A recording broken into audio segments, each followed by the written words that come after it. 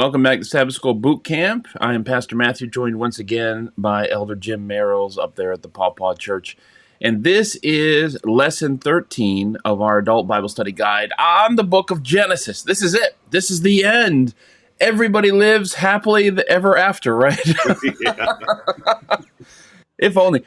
In fact, the cool thing here, I'll say, is that Genesis ends on a great cliffhanger. Pharaoh seems to be a good guy. Israel is in Egypt. What we get a sense, as we'll talk about a little bit later on, that Egypt is not where this family belongs. They can't stay here forever. So we end with them in Egypt. Like, how are they going to get back to the promised land? What's going to happen next? It's a wonderful cliffhanger in Genesis, and I'm looking forward to this discussion. All right.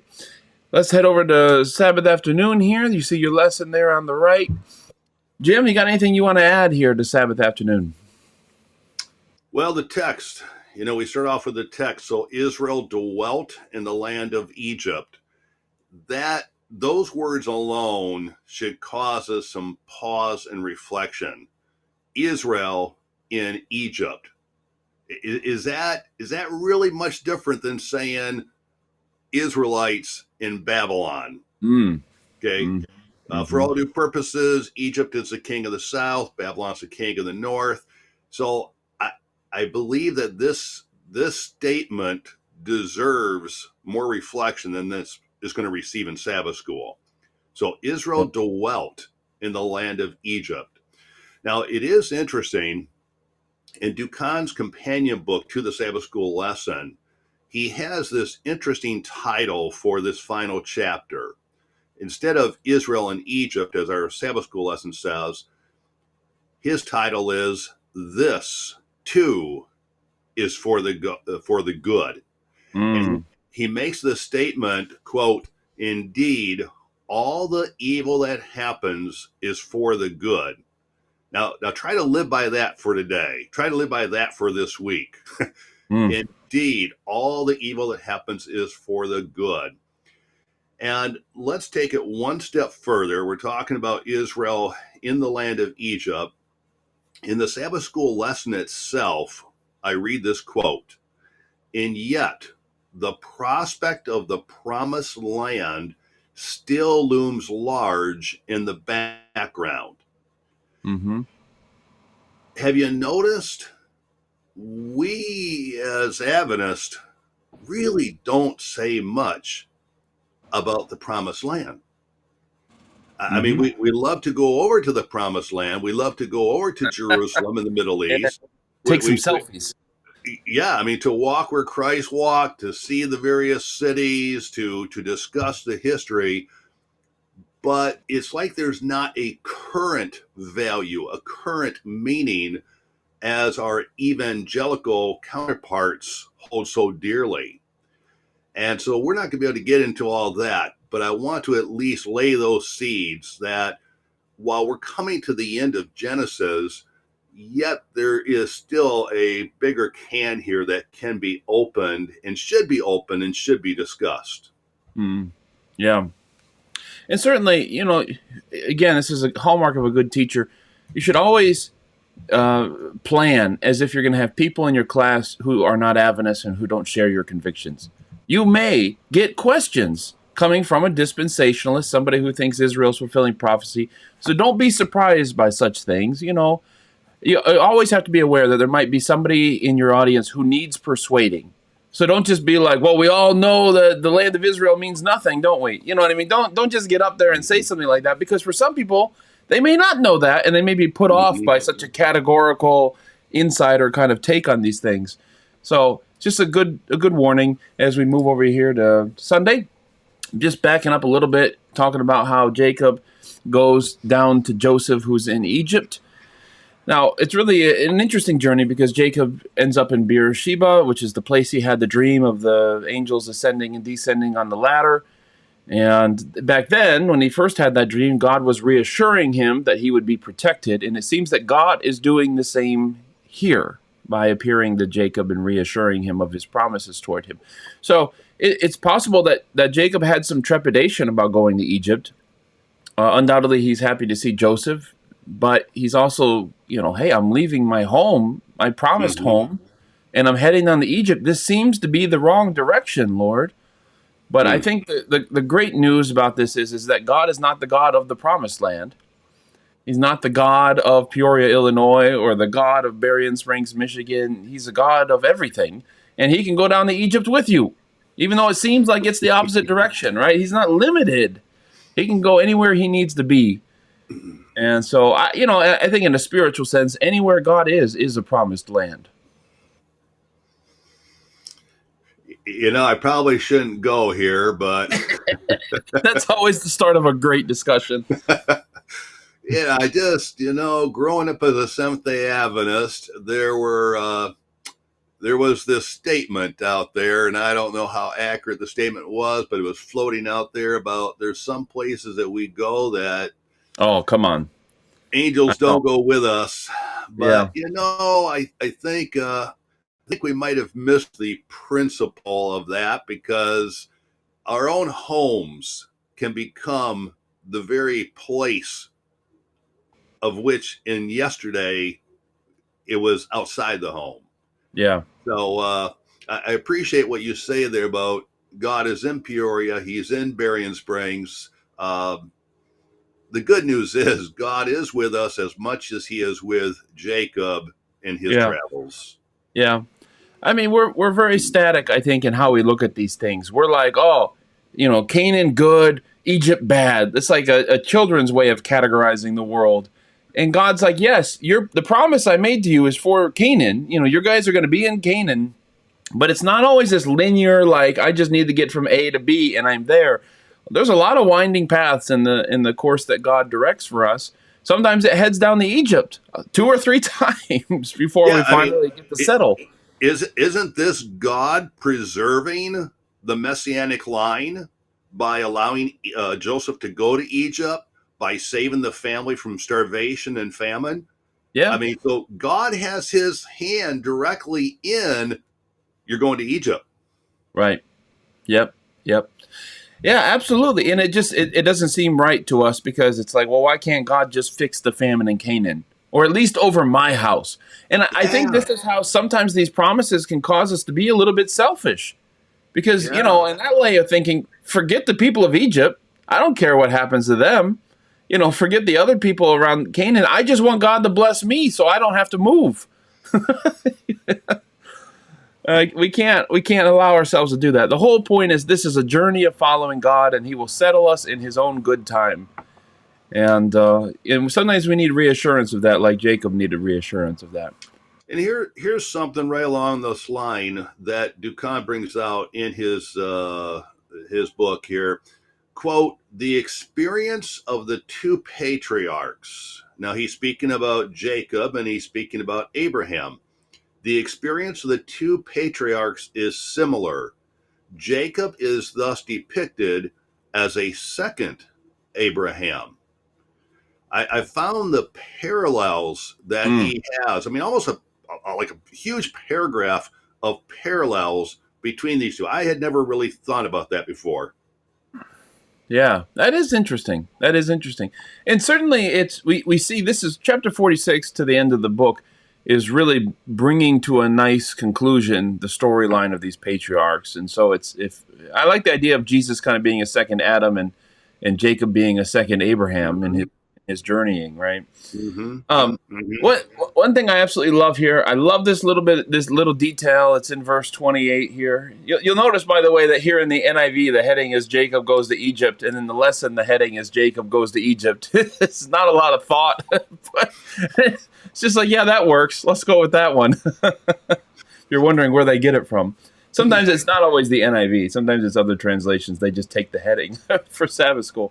Anyways, I love this. It says, now Jacob sent Judah ahead of him to Joseph to get directions to Goshen. Because Jacob doesn't stop and ask for directions.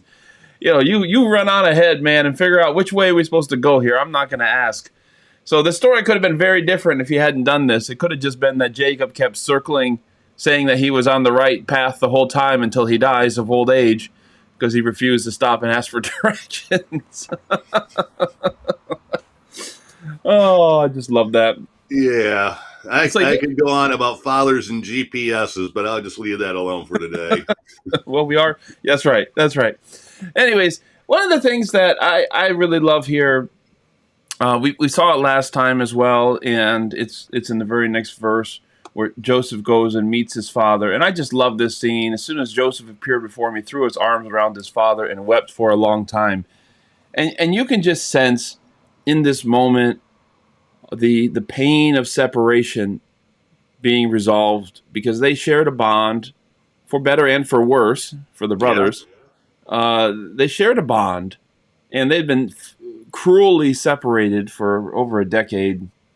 And now they see each other again. Jacob cries a lot. Jacob is a crier.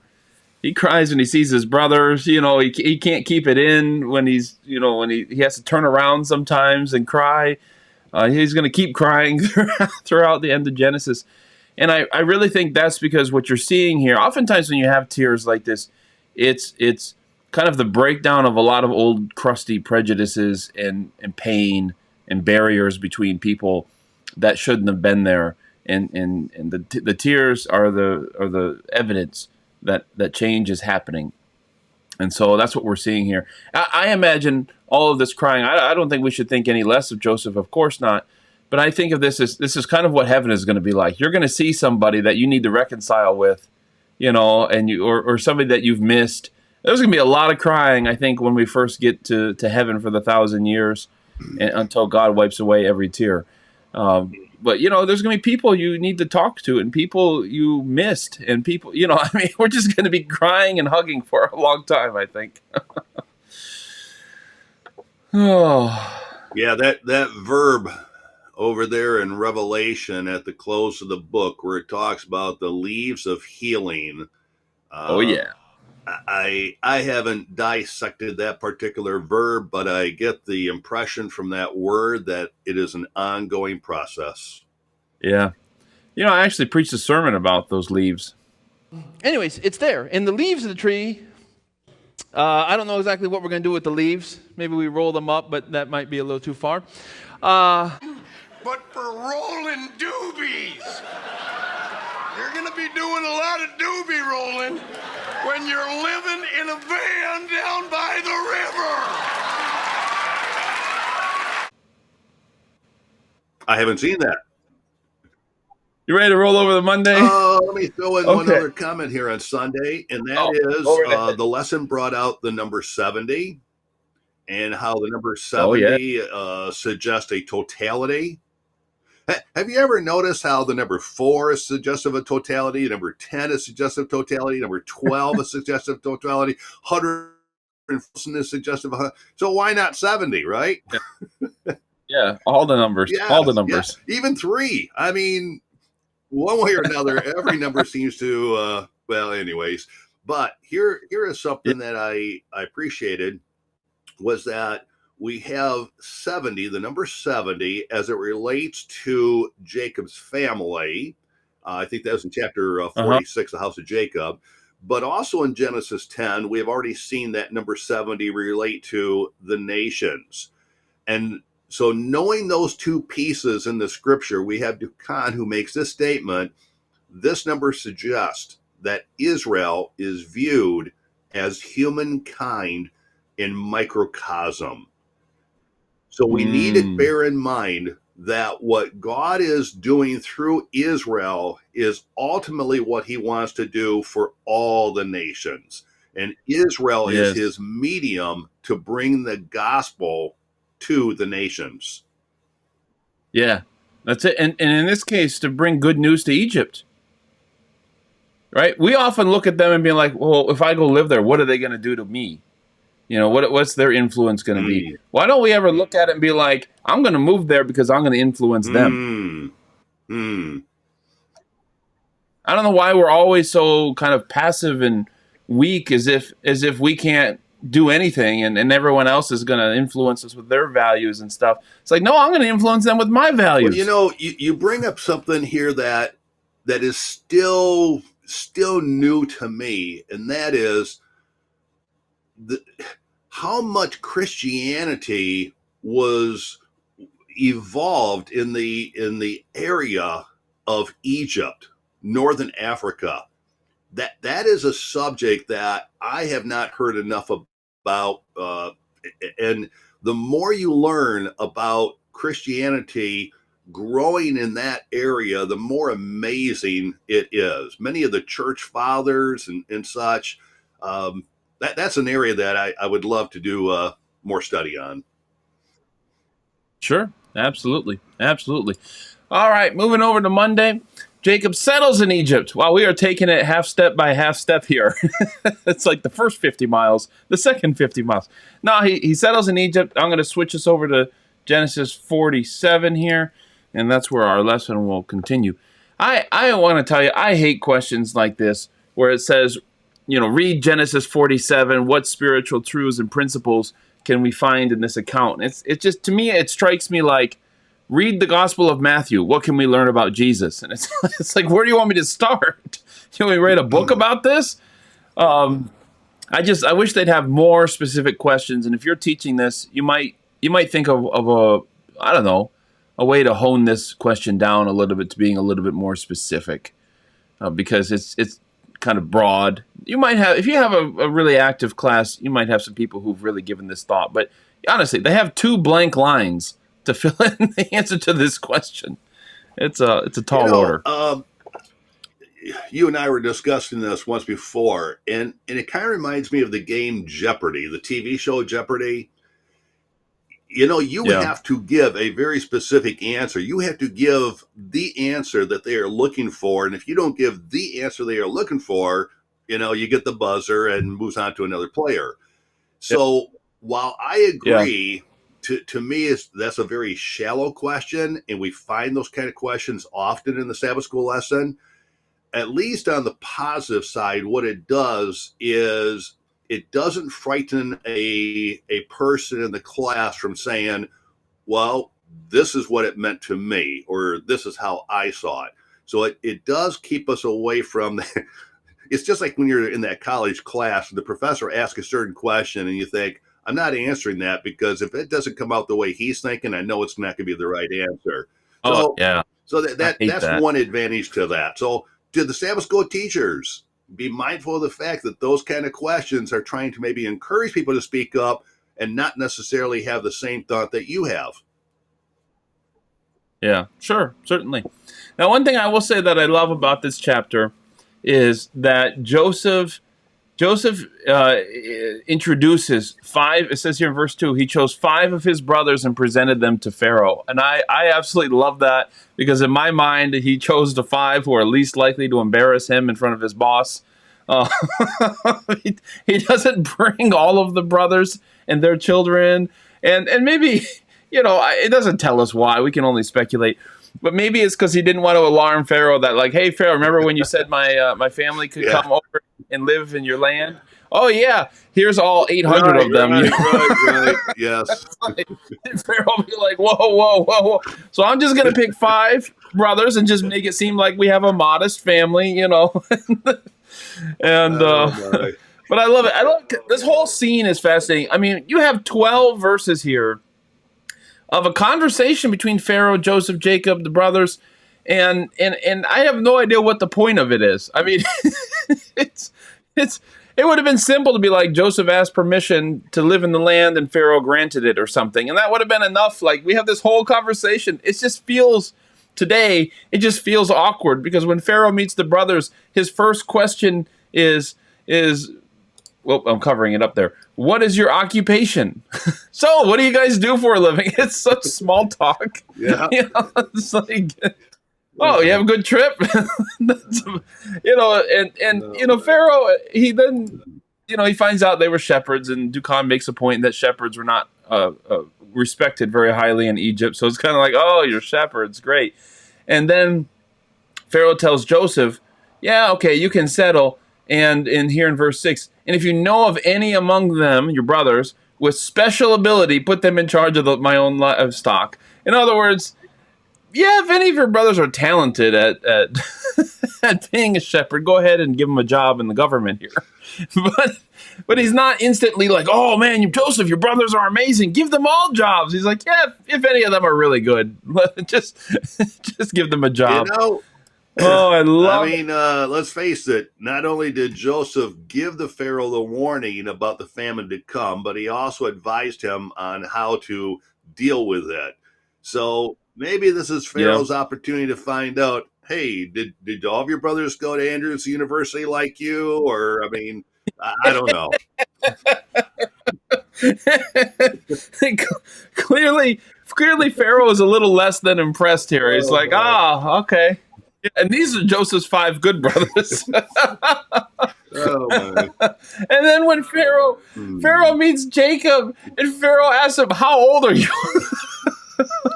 And I just picture Jacob being like, "This is my dad," and Pharaoh being like, "Dang, how old are you, Right. dude?" It's not the way you want to Oh, open a my. conversation today. Oh, my.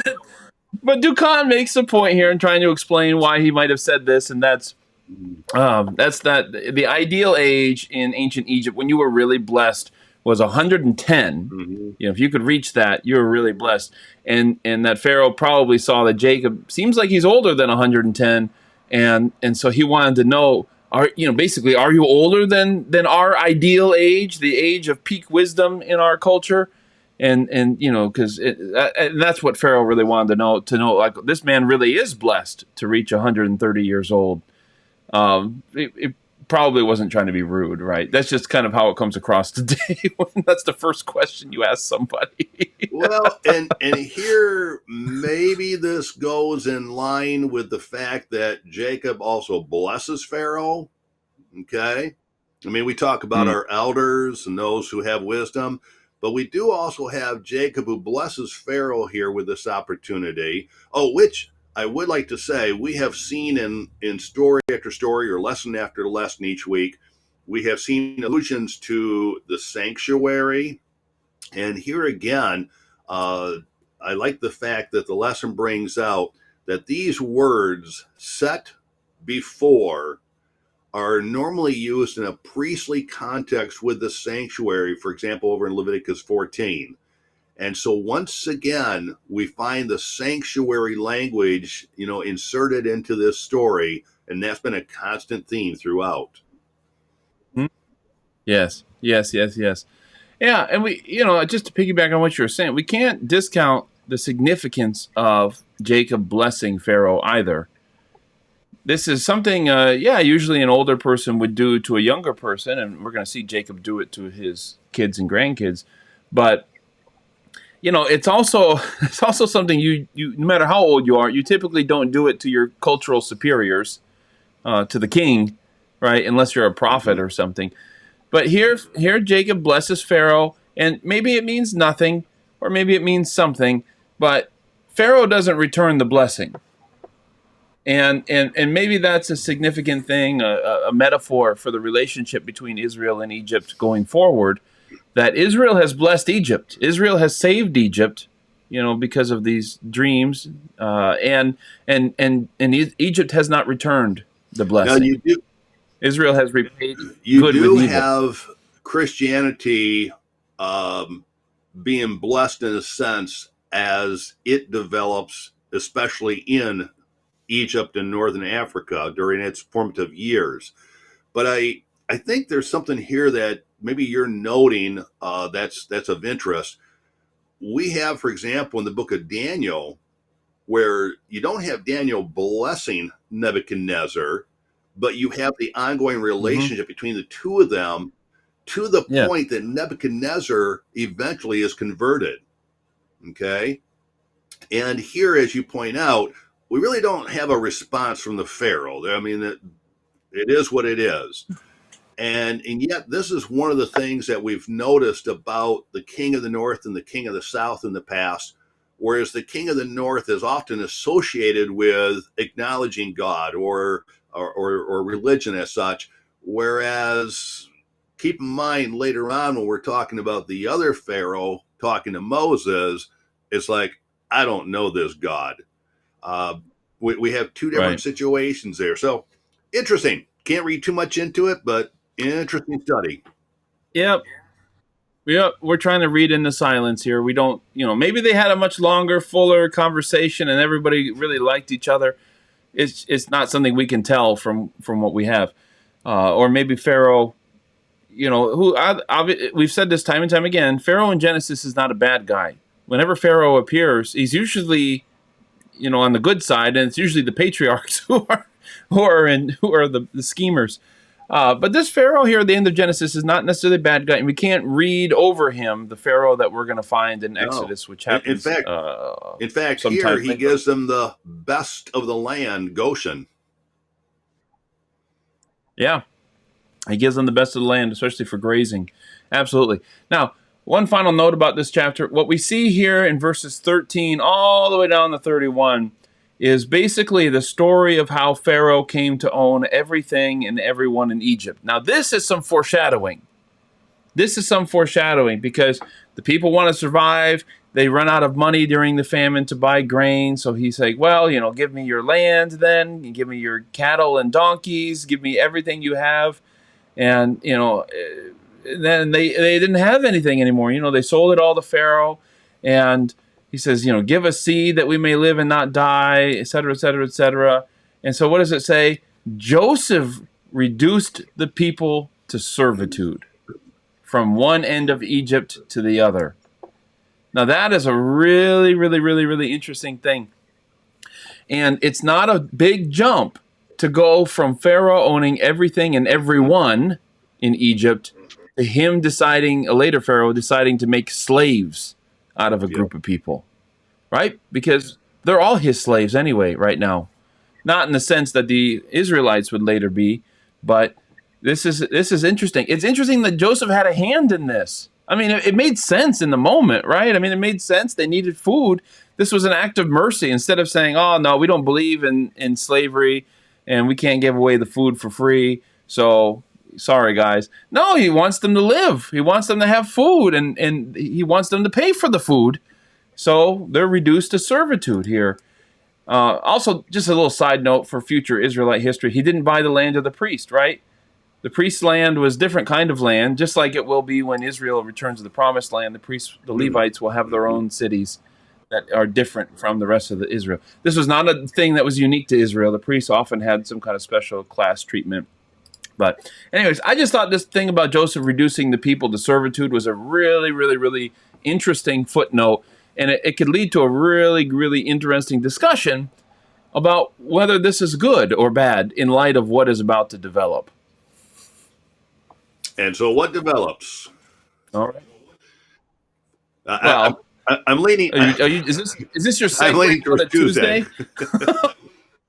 All right, here we go. I was like, well, we can go to Exodus if we can do that. All right. Jacob blesses Joseph's sons. All right, this is a really interesting thing. We're used to blessings going on sons. This is a blessing on grandsons, isn't it? And let me turn over to Genesis 48 here. And we find Manasseh and Ephraim. These are Joseph's children. And basically, when Dad was getting sick, seemed to be on his deathbed here, he wanted to bless them. And just one detail that is astonishing about this is that when he saw his two grandsons, what does he say? Oh, let's go down to, here it is. So Joseph took both of them, Ephraim on his right hand toward Israel's left hand, and Manasseh on his left toward Israel's right hand. Thank you for that detail. But Israel reached out his right hand and put it on Ephraim's head, though he was the younger, crossing his arms. So he's doing this thing here to bless the kids. He's not giving the firstborn blessing to the firstborn grandson of Joseph. He's switching it. And if there's anything we've seen in these stories of these patriarchs, these are not stories of all-powerful male father figures. These are the stories of people who weren't firstborn, people who weren't first picked, receiving the blessings of God. And it's really fascinating because Jacob was so adamant about getting that blessing of the firstborn, so adamant about stealing it, about deceiving for it. Anything he could do was justified in order to get that blessing of the firstborn. And here at the end of his life, he's realizing, you know what? I'm not just going to follow this tradition of blessing the firstborn. I'm going to follow how the Spirit leads me. And he's telling me right now that the younger grandson deserves the blessing of the firstborn, even though he's not the firstborn.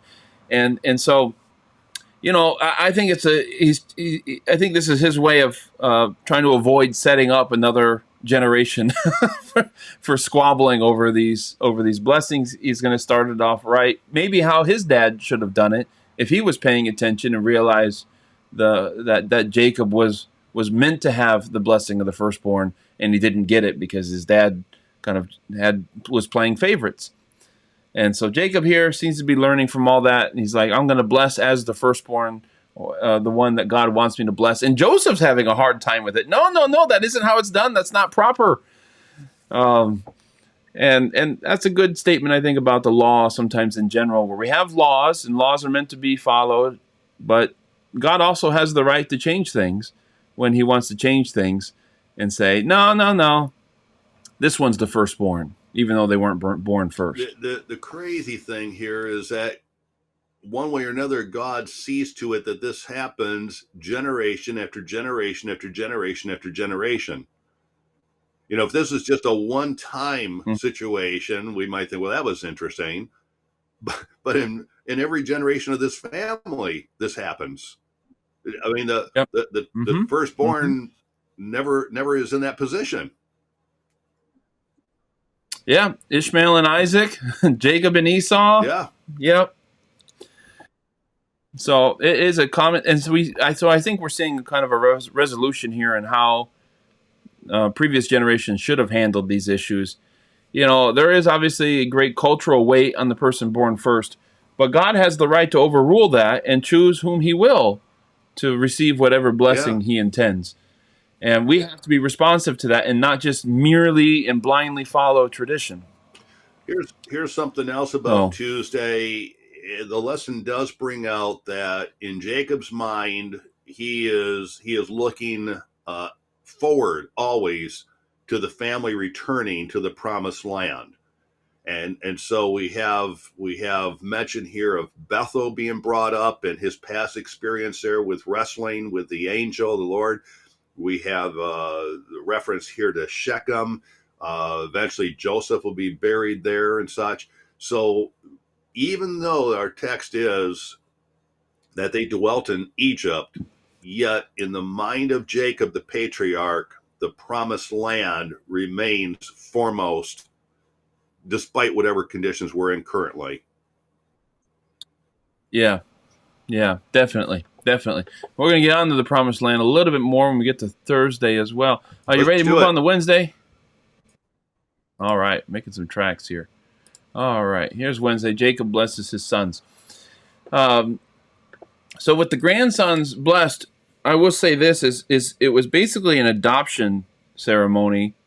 Jacob makes Joseph's two sons to also be Jacob's sons. When you ask how many sons did Jacob have, the answer is it depends on which of the four mothers do you mean, and whether or not you mean Joseph's two sons, which Jacob here has adopted as his own sons, which is a great honor.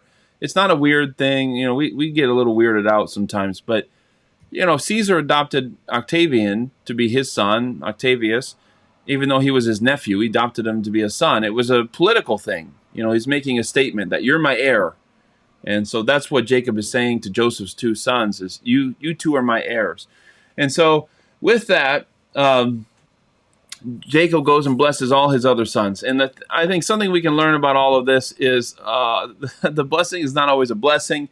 Reuben, the real firstborn, is more or less cursed.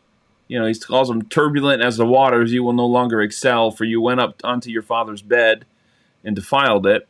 So it goes to show you that this is not predestination here, where Reuben was destined to do wrong. It was because Reuben did wrong that he receives this. It's not quite a curse, but it's not a great blessing either. This negative statement here. Simeon and Levi too, because of the massacre at Shechem, says their swords are weapons of violence. They're branded by that action. They didn't get away with it. Their descendants are going to have to bear the responsibility for what they have done, at least some of the consequences for what they've done. Others are blessed, of course, but Joseph's blessing takes up 25% of the words in this passage. Joseph's blessing is, Judah's is long, But Joseph here has a bunch, and so there's a lot of emphasis on Joseph. And verse 23 says, "With bitterness archers attacked him; they shot at him with hostility." This is probably a reference to his brothers, who were very bitter towards him and very hostile towards him and attacked him. And archers, it can be a positive thing in the Bible. Sometimes it's a negative thing, like you're kind of cowardly, you're shooting from far away. It doesn't always have that connotation, of course, but sometimes it does. So this is a shot at the other brothers. I can't imagine them sitting around in the room listening to this blessing, saying, "Yeah, okay, we know we did that. We're at peace with Joseph now," but it doesn't change the blessing. It doesn't change the blessing. So these are some really fascinating blessings that we have here. Some of them not so much of a blessing. It looks like you've got something to say over there. Oh yeah, just looking at a few things here. So, for example, you mentioned not predestination, but yet I noticed that the author, when referring to the blessing on the 12 sons and grandsons, uses the words impressive predictions. Now, the lesson leans towards the characters apparently of these brothers, or maybe already what's being seen in their family at this point, which is really interesting because we just finished reading last week about how Joseph finds all of his brothers to have changed, that there is no, they're not clinging on to anything negative. They're certainly concerned about little Benjamin. So they look really good coming down there before Joseph and passing the test. But yet when the father, when the father here and grandfather shares these blessings, well, as you look at some of these are not the best to say about some of these sons or their lines. So that's very interesting right there. But another thing that stands out, you mentioned about all these verses about Joseph. You would think that the lineage here is going to go through Joseph to the Messiah. And yet that's not what happens. All of a sudden we have Judah, who is elevated to the blessings of the Messianic line. And we find this all the way down. We have to mention the book of Revelation. We find this all the way down to the book of Revelation, where in chapter 5, you have Christ, who is presented as the Lamb from the tribe of Judah, and Judah being the number one son, number one tribe mentioned in Revelation 7 with the 12 tribes. So we have this interesting thing where Joseph has taken the family so far, still has this wonderful blessing, lengthy blessing that you bring out, but then Joseph's done. We move on to Judah, and Judah continues to carry the line from here. Yep. Judah receives that wonderful messianic promise. And, God can choose to give grace to whom he gives grace. Obviously, Judah has amended his ways here in ways that it's not always clear about the rest of the brothers. I will always hasten to remind people that we read the Bible in light of the New Testament. But, if you're reading this for the first time, you look at what different translations say about verse 10 in this chapter, and there's radically different ways of translating this Hebrew. And, the Jews did consider it, many of the Jews considered it a messianic prophecy, but by no means was that a unanimous opinion. It could have, some of them just took it to mean the scepter represents royal rule. And of course, we're going to have kings from Judah at some point, and that's what it's pointing for. But of course, Christians and many Jews have looked at it and said, no, there's a little seed of the Messiah in here. And Dukan is very quick to draw a parallel to Numbers 24:17, where Balaam is giving a prophecy, and he utters a line that says, "A star from Jacob, a scepter from Israel."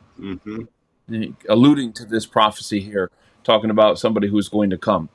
So that's all I have for all these blessings on Wednesday. We can move to Thursday whenever you're ready. I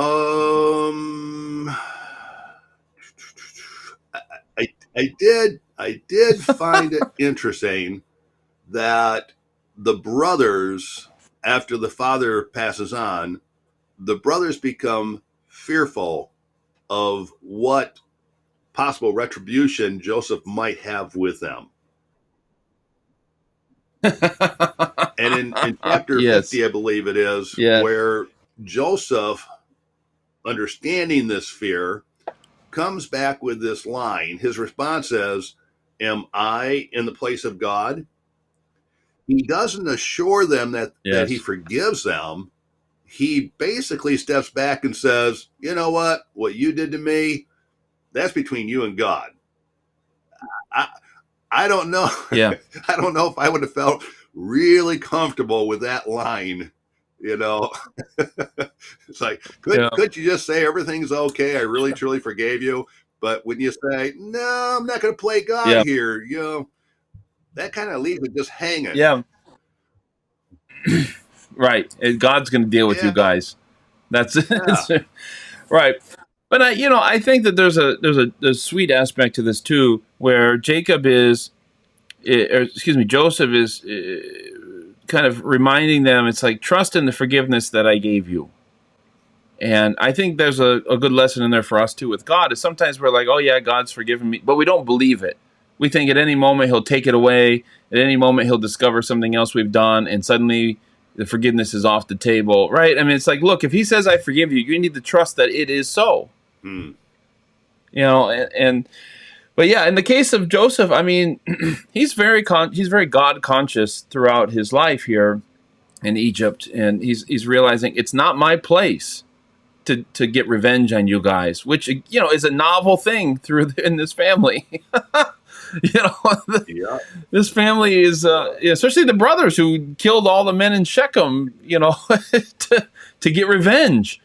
And Joseph is breaking that cycle like he does in so many other ways. He's breaking that cycle, saying, "Look, it's not my place to get back with you guys. You're right. It's God's place." What does that mean? Is God going to get back on them? It doesn't seem that He does anything. But it's for you to work out with God, not with me. And Joseph has God, I should say, has rewritten Joseph's past, so he doesn't have to harbor that grudge anymore. He sees it as part of God's plan to save people, and he's grateful to be a part of that.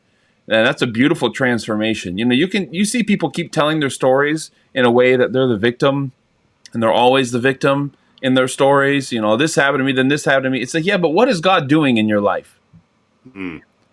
Can you not see that God did this in order to bring me here so I could receive this blessing of knowing Him? And then let yourself be thankful for that, and let it transform everything else that happened in your life. Yeah, this was bad, this was bad, this was bad, this was a mistake, but you know what? It led me to God, so it all worked out.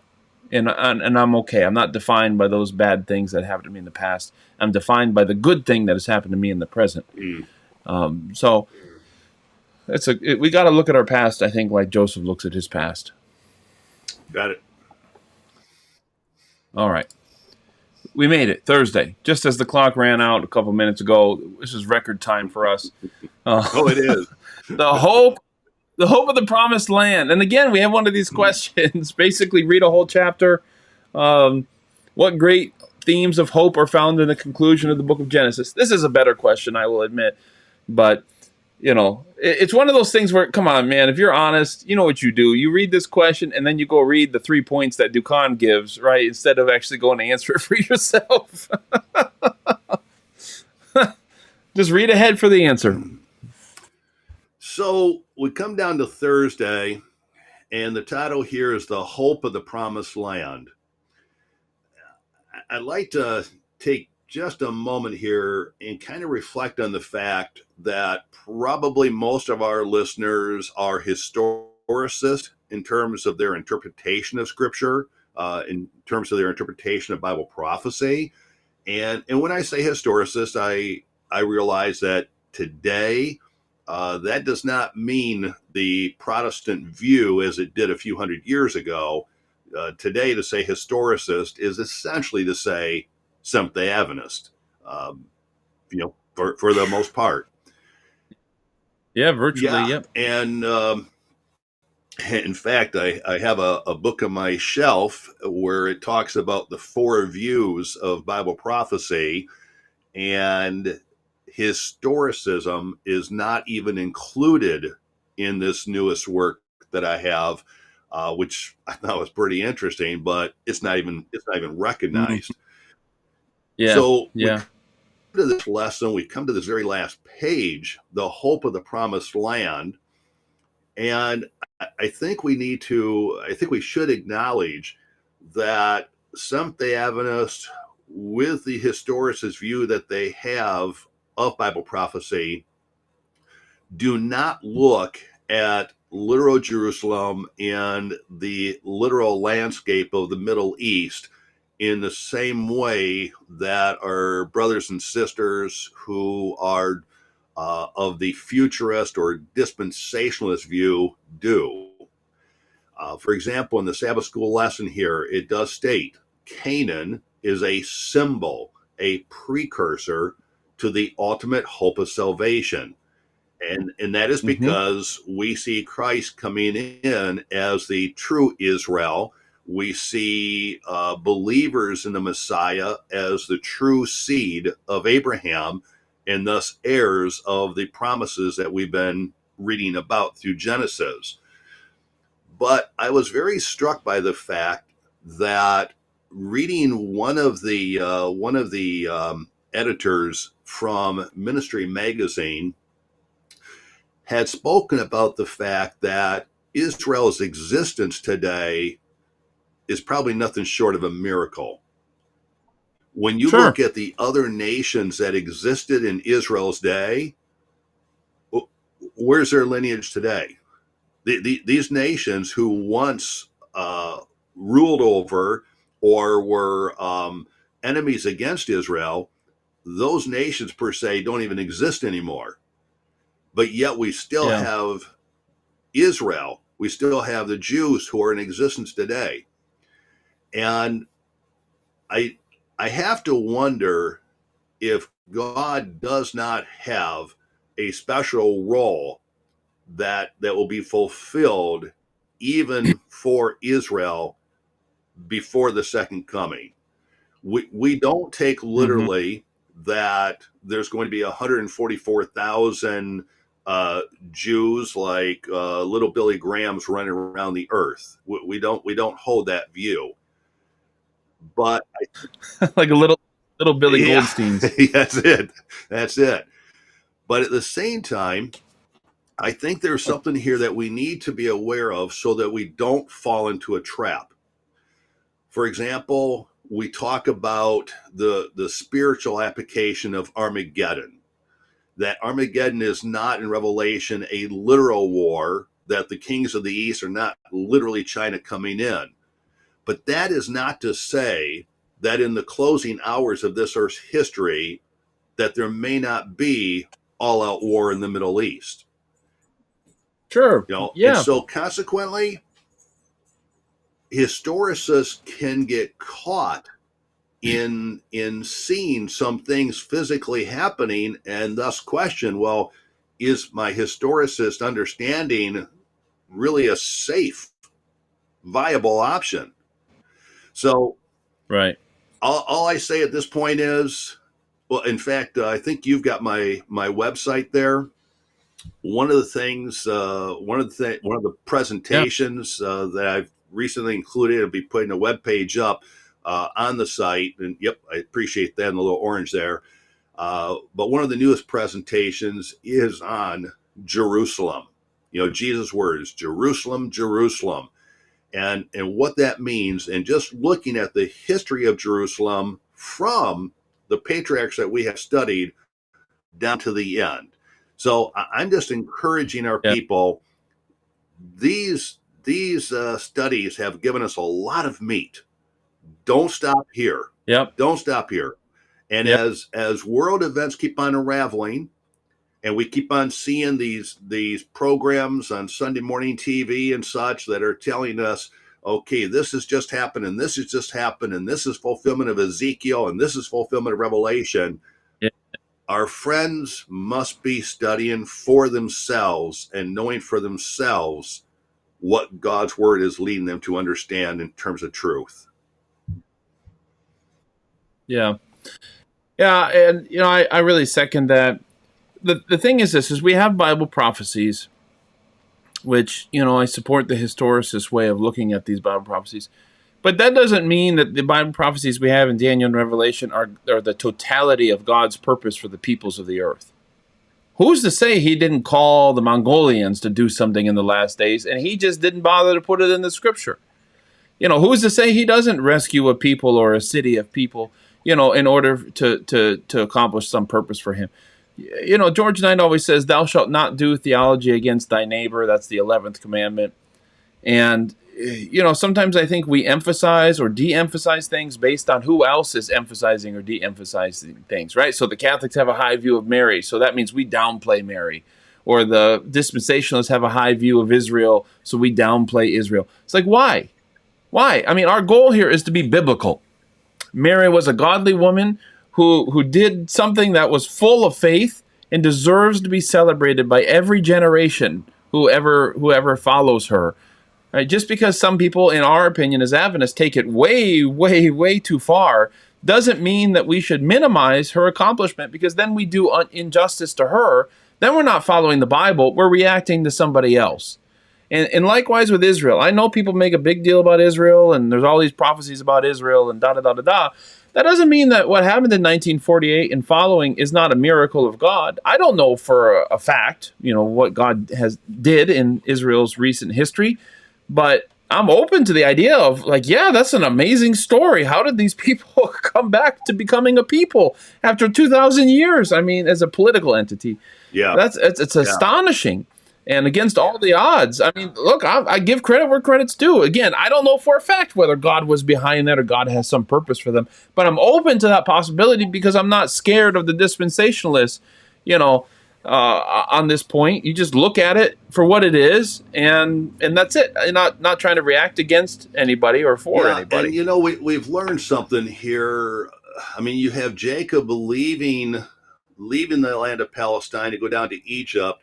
Now, who would have thought that once you made it to the promised land that you would have problems and actually be let out? And so we don't necessarily see the hand of God in these things. And here, I'll leave you with this one, because, you've always got to throw in at least one statement from Ellen White in a good study. But when you start off the book, The Great Controversy, there is this statement: had Israel as a nation preserved her allegiance to heaven, Jerusalem would have stood forever. And I don't think any of us have given that one some real serious thought, that this earth could have stayed just the way it is. Jerusalem would have had preeminence on this earth because of her allegiance to the Lord. That is quite a statement, and I think it would boggle our mind to try to even explore how is that? Because we talk so much about the promised land with heaven and everything else, but yet her statement, Jerusalem would have stood forever, the elect of God. Yeah. Something to chew on, okay? Yes. Yeah. Yes. Here's what I love about Genesis 50. I'll say this. I love the fact that they have arrived in a better place, that the mistakes of the patriarchs have seemingly been addressed through Joseph and the brothers and Jacob, right? I mean, they've all kind of reconciled here at the end. Israel's in a safe place. There's food in Egypt. They have some power in Egypt, more power than anyone in these families have ever had. But we also know they're not quite home yet. And I feel like that's where we are. Right now, we live in a society in the West where Christians have more influence. Yes, even with the rise of secularism, we still have more influence than Christians have ever had. I mean, really, over the powers of the earth. I mean, you think about the Middle Ages. Yes, there's popes and kings, but what did they have? They had squabbling little kingdoms in Europe. We're in America, at least, we're part of the superpower, and there are Christians at the highest levels of the superpower, and yet we also recognize that despite the way that God has led us in the past and the ways in which God has blessed us, we're not home yet. We're still waiting for the promised land. We're still in Genesis chapter 50. and there's a time of trouble ahead of us. And I was just going to say, just a reminder, I think it was last year, I think it was in 21, that we had a whole Sabbath school lesson. It was entitled The Promise. And so as we come to the conclusion here and talking about the promised land, it wouldn't be a bad idea for our listeners, viewers here, to maybe go back to their library and pull out that Sabbath school lesson on the promise and review that once again in terms of our understanding of the promise from Genesis to Revelation. Yes. Yeah, absolutely. And this is a great opportunity as a teacher to really end on a very evangelical note, on a gospel note here, right? And when you talk about Promised Land Thursday, make sure you leave yourself time to get to Thursday, and you don't get bogged down in all the other stuff that happened before, and talk about the hope of our promised land, of a new heavens and a new earth that we're facing, and how wonderful it's going to be to get there, that we're still sojourning on this planet as it is in sin, and we're looking forward to a new heavens and a new earth. This is the land that God has promised to all of us. And so, I'm not saying you have to call for baptisms at the end of your class, but it's good to kind of situate what we've all just read about these patriarchs and about Adam and Eve, and tie it to the hope that we have before us, and the journey that we're on with God, the journey that all humanity has been on towards a new heavens and a new earth. So, it might be good to emphasize these things. The next quarter is called The Crucible with Christ. I think at this point we don't really have any plans to do boot camp for next quarter. It's going to be one of those things, I think, where we just kind of pick it up and set it down as is, meets our schedules and all of these sort of things. But we hope that what you've learned, what you've seen in our conversation in Sabbath School Boot Camp and the book of Genesis is something that kind of gets you going, and maybe you change your study habits as you prepare for lessons, and you kind of know where to look, right? Find a good commentary, find a good companion guide to the Sabbath School Quarterly, and really just put some time into it for the sake of your class. Again, the whole purpose of Sabbath School Boot Camp is so that you guys can have better Sabbath School classes where people actually grow, and they don't just repeat slogans. They don't just say what they've believed for 50 years. I mean, we want to challenge people. We want to see them grow. We want to see them encouraged as a result of attending Sabbath School, because we believe very strongly in Sabbath School. So on behalf of Elder Jim over there, I want to wish you guys a wonderful, wonderful week preparing for Sabbath School. Thanks so much for tuning in these 13 weeks with us for Sabbath School Boot Camp, and I'm sure we'll see you next time.